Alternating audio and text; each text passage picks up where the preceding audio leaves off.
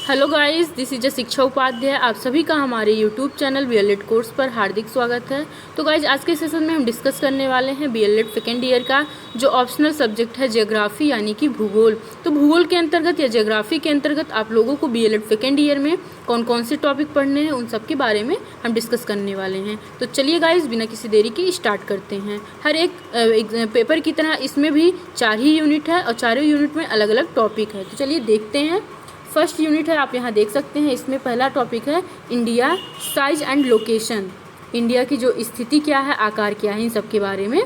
Physical features India यानी जो भौतिक फीचर्स है इंडिया के, वो सब के बारे में। Relief structure, major physiographic unit के बारे में पढ़ना रहेगा।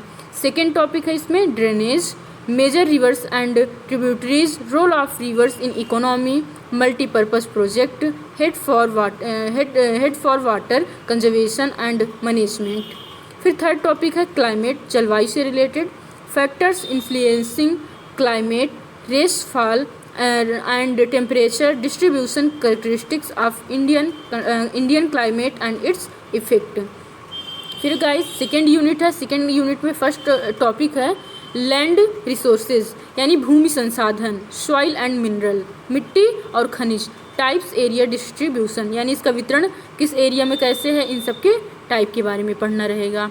फिर इसी में सेकेंड टॉपिक है forest and wild life resources यानी जो जंगल और वन्य जीव से संबंधित जो वन्य जीव का लाइफ संसाधन है, इन सब के बारे में। टाइप्स, यूज, डिस्ट्रीब्यूशन, इसका टाइप और यूज जो वितरण का है, यानी forest and wild life resources जो है इसके टाइप, यूज एंड डिस्ट्रीब्यूशन के बारे में पढ़ना रहेगा आप सभी को। फिर उसके बाद इसमें नेक्स्ट टॉपिक है एग्रीकल्चर यानी कृषि से संबंधित। टाइप्स ऑफ फार्मिंग, कितने प्रकार की कृषि होती है।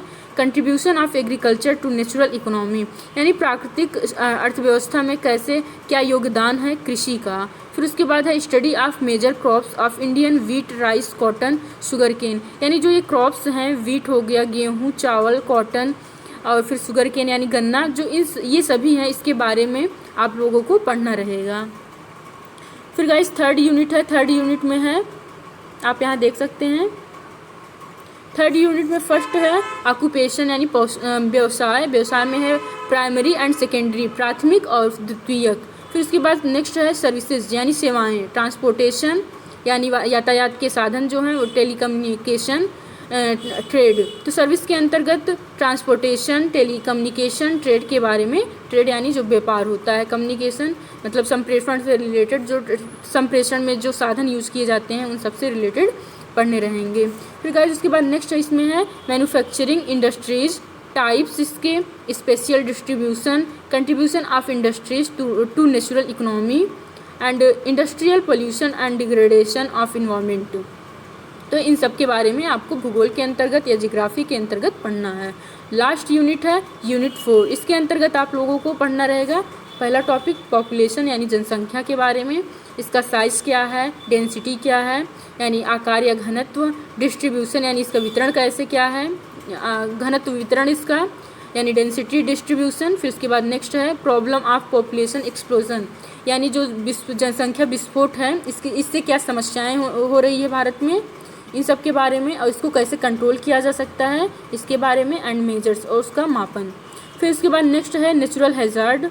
नेचुरल हैज़ार्ड के अंतर्गत आपको मतलब जो भी प्राकृतिक आपदाएं होती हैं, जैसे लैंड स्लाइड यानी भूस्खलन हो गया, फ्लड यानी बाढ़ हो गया, ड्रॉट यानी सूखा हो गया, साइक्लोन यानी तूफान जो है चक्रवात, सुनामी हो गया, प्रिवेंशन एंड मिटिगेशन यानी इसको रोकथाम करने के लिए क्या उपाय हैं, कैसे इससे बचा जा सकता है, इसको कम करने के लिए हम लोग को क्या कर सकते हैं, इन सब के बारे में आप लोगों को पढ़ना रहेगा।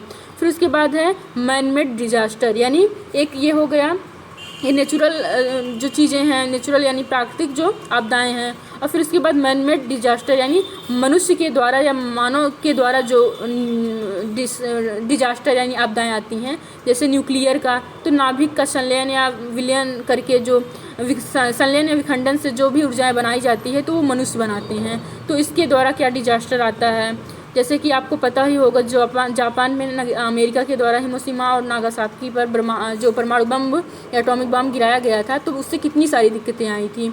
तो वो भी एक प्रकार का डिजास्टर यानी आपदा ही है जो कि मैन मेड था।